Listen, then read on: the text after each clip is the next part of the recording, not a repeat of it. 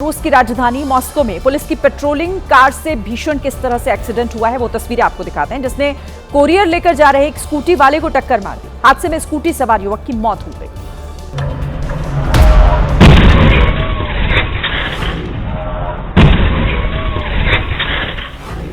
टक्कर ऐसी कि कलेजा कांप उठे।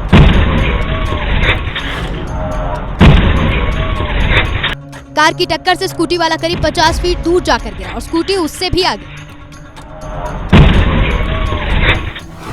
अब सवाल ये उठता है कि गलती किसकी है, तो वीडियो को जरा ध्यान से देखिए। कोरियर बॉय रोड क्रॉस करने के लिए मुड़ता है। इस समय उसके लिए ग्रीन सिग्नल दिख रहा है, लेकिन वो सड़क पार करता है उससे पहले ही पुलिस की गाड़ी ने स्कूटी में भयंकर टक्कर मार दी। हादसा इतना जोरदार था कि मौके पर ही बाइक सवार की मौत हो गई। हालांकि पुलिस की कार रुककर उसके पास आई, लेकिन तब तक उसकी जान जा चुकी थी।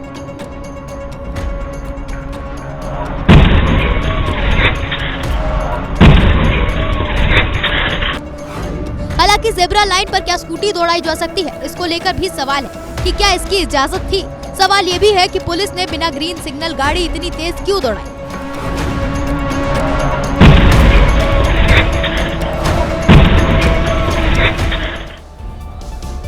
इधर केरल के वडक्केकट में एक बड़ा हादसा हो गया, जहां पर एक तेज रफ्तार के चक्कर में बाइक सवार दो युवकों की जान पर बनाई, जिनमें से एक की हालत गंभीर है। एक्सीडेंट की तस्वीरें हर किसी के लिए बहुत बड़ा संदेश है।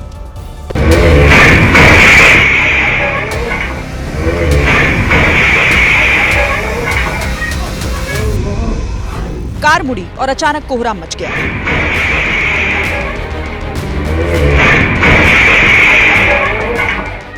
एक पल को समझ ही नहीं आया कि आखिर ये हुआ क्या।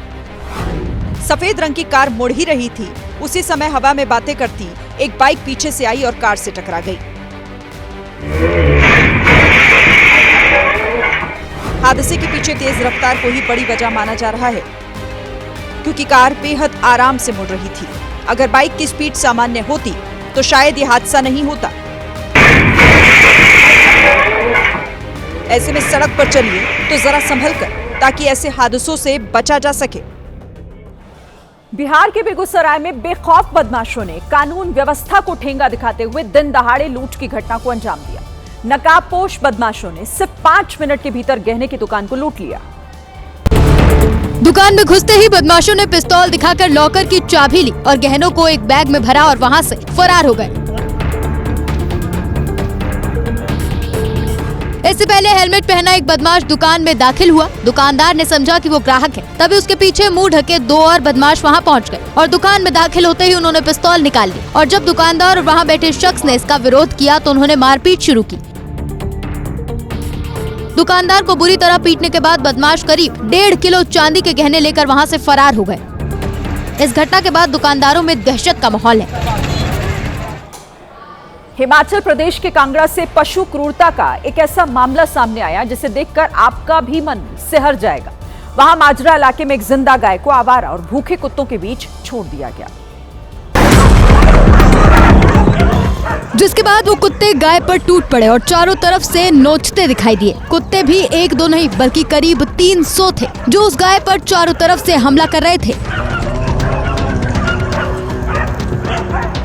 आरोप है कि पठानकोट की एक महिला यहाँ करीब 300 आवारा कुत्तों को एक बड़े शेड में रखती है और कई बार इन कुत्तों को खिलाने के लिए जिंदा पशुओं को अंदर छोड़ देती है। इस घटना का वीडियो सामने आने के बाद मौके पर पहुंची पुलिस ने कुत्तों के झुंड से गाय को बचाया और उपचार के बाद उस गाय को गौशाला में भेज दिया गया। मध्य प्रदेश के सतना में गांजा तस्करी के आरोप में गिरफ्तार राज्य मंत्री प्रतिमा बागरी के भाई के मामले ने अब तूल पकड़ लिया है। कांग्रेस ने इस मामले में कार्रवाई और राज्य मंत्री का इस्तीफा मांगा है। पिछले दिनों सतना पुलिस ने 46 किलो गांजे के साथ राज्य मंत्री प्रतिमा बागरी के भाई अनिल बागरी और उनके एक रिश्तेदार को गिरफ्तार किया था। रिश्तेदार शैलेंद्र सिंह उर्फ सोम सिरप केस में पहले भी गिरफ्तार हो चुका था।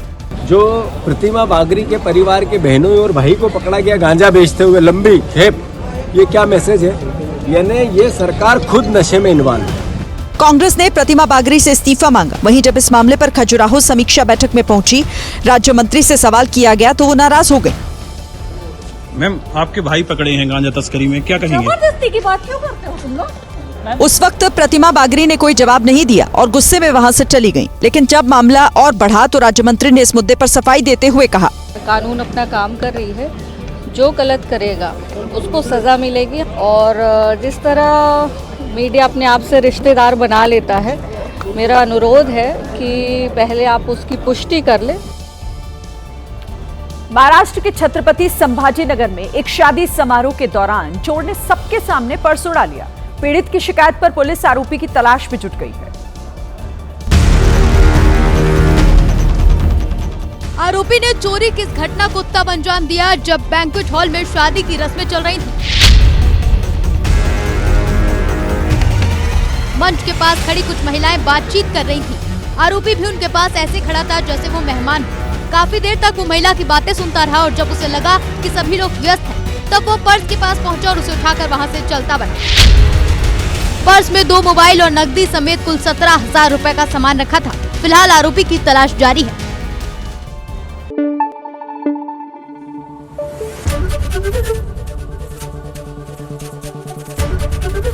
एबीपी न्यूज आपको रखे आगे।